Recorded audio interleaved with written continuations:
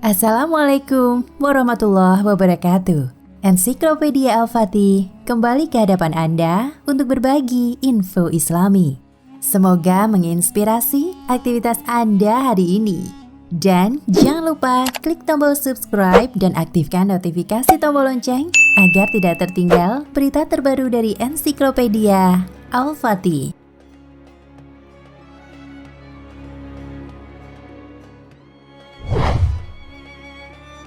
Menurut Thomas L. Friedman dalam buku The World is Flat 3.0, A Brief History of the 21st Century, 2005-9-10, pada sekitar tahun 2000, dunia masuk pada era globalisasi 3.0. Di antara tanda-tanda era ini adalah penggunaan teknologi digital, masing-masing individu dan kelompok kecil terkonvergensi dengan internet dan terhubung di dunia digital. Informasi dengan mudah didapatkan, bisa menjadi narasumber di jaringan internet, dan sangat mudah tampil ke publik. Apa yang disebut dengan era digital sekarang ini memang sangat relevan dengan catatan Friedman tersebut. Sekarang dengan beralihnya media lama ke media baru, internet dan digital, dunia terasa semakin sangat kecil. Teknologi informasi begitu cepat, kemudahan akses yang pada era sebelumnya yang terlihat mustahil, saat ini menjadi real. Yang menarik untuk dipertanyakan adalah, pada faktanya berapa besar kadar manfaat yang ditimbulkan di era digital ini dibanding dengan bahayanya? Kemudian, adakah sinyal-sinyal Dajjal di era digital? Tema ini perlu diangkat karena beberapa alasan. Pertama, sebagai kewaspadaan dan benteng diri dari bahaya fitnah Dajjal. Kedua, bisa menggunakan kecanggihan digital sebagai proporsional untuk hal-hal positif. Ketiga, bisa memaksimalkan potensi-potensi kebaikan agar keburukan tidak menjadi dominan di era digital. Informasi tentang kedatangan Dajjal dalam hadis-hadis Nabi begitu melimpah. Sebegitu banyaknya hingga mencapai derajat mutawatir. Al-Mubayyat 2006, 657. Bahkan Hisham bin Amr al-Ansori pernah mendengar langsung dari Nabi Shallallahu Alaihi Wasallam, sejak penciptaan Adam hingga hari kiamat, tidak ada fitnah yang paling besar melebihi fitnah Dajjal. Hadis riwayat Muslim.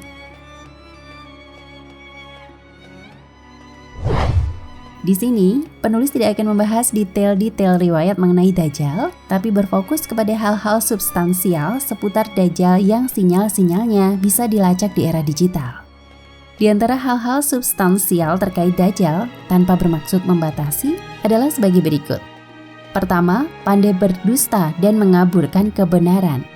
Dilihat dari sisi etimologi, sebagaimana yang tertera dalam Lisan Al-Arab 1414-11236, kata Dajjal sendiri berarti dusta, menutupi, menyamarkan, mengkamuflase, melapisi.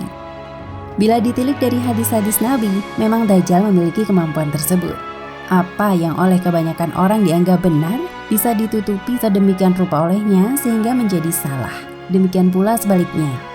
Sebagai contoh adalah pengakuannya sebagai Tuhan atau penguasa, dengan bukti bisa menghidupkan orang mati, menurunkan hujan di masa paceklik, menumbuhkan tanaman, dan lain sebagainya yang menggambarkan kekuasaan Tuhan. Padahal semua itu bagi orang yang beriman adalah kebohongan dan pengelabuan saja. Sebab bagi orang yang mengerti sosok sejati Dajjal, akan tahu bahwa antara pengakuannya sebagai Tuhan dengan bentuk fisiknya yang penuh cacat tidak layak disebut Tuhan, terlebih doktrin yang dibawanya. Kedua, buta sebelah mata. Karena itu ia hanya melihat dari satu sisi yang negatif saja. Sebagaimana yang diriwayatkan oleh Abu Daud dan Ahmad dengan ungkapan awar, bermata satu. Selain itu di dahinya ada tulisan kaf, fa, dan ro yang menunjuk pada kata kafir. Bila diamati dari hadis-hadis yang ada, memang orientasi Dajjal hanya satu. Bagaimana menutupi kebenaran sehingga orang menjadi kufur kepada Allah.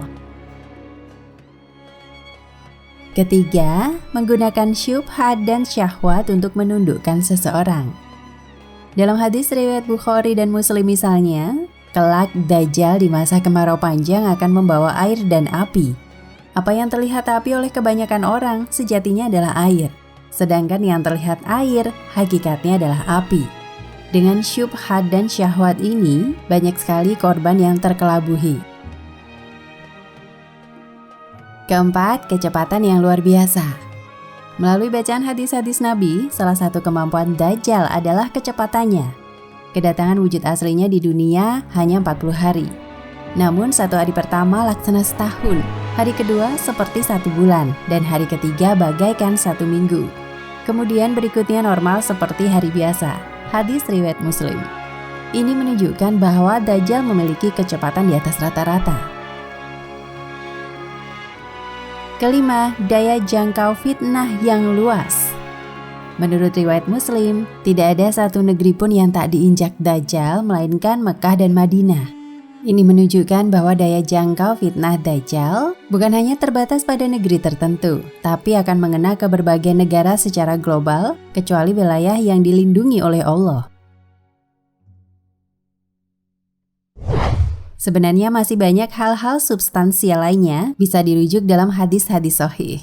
Pertanyaannya, kebohongan atau manipulasi, orientasi duniawi, syubhat, syahwat, kecepatan luar biasa, dan daya jangkau luas terkandung dalam era digital? Semua jawaban kembali pada kepekaan dan kejelian masing-masing individu dalam penggunaannya. Tapi yang jelas, sejak Adam hingga kiamat tidak pernah sepi dari peringatan sinyal-sinyal kedatangan Dajjal. Setiap nabi pun selalu mewanti-wantinya. Jika pada zaman Nabi Muhammad SAW saja sudah sedemikian peka dan antusias dalam menangkap sinyal-sinyalnya, seperti dalam kasus Ibnu Sayyad, orang yang terindikasi sebagai Dajjal, dan cerita Tamim Ad-Dari dalam sebuah pulau tentang Dajjal. Lalu bagaimana kita di era digital ini? Jika sinyal-sinyal Dajjal bisa terlacak di era digital, lalu bagaimana agar terlindungi dari fitnahnya? Salah satunya adalah membaca 10 awal atau 10 akhir dari surat Al-Kahfi sebagaimana tertera dalam riwayat Muslim. Namun menurut penulis, meski membaca dan menghafalnya sudah bagus, tapi bagi yang mau mentadaburi lebih dalam, ada pesan yang kuat di dalamnya. Jika mau terhindar dari fitnah Dajjal, maka teladanilah Ashabul Kahfi. Mereka adalah pemuda yang demi memegang teguh iman dan hidayah Allah, rela melawan kebatilan, walaupun itu sudah menjadi mainstream di masyarakatnya. Di dalam gua itu, mereka seolah terisolir, tersisihkan, dan menjadi manusia asing di tengah masyarakat yang menolak kebenaran. Padahal hakikatnya mereka selamat dan menjadi percontohan bagi orang-orang setelahnya. Ini menunjukkan bagaimana kekuatan iman yang beriring amal dan hidayah Allah Ta'ala sebagai salah satu pelindung terbaik dari bahaya apapun, termasuk Dajjal. Wallahu a'lam bishawab.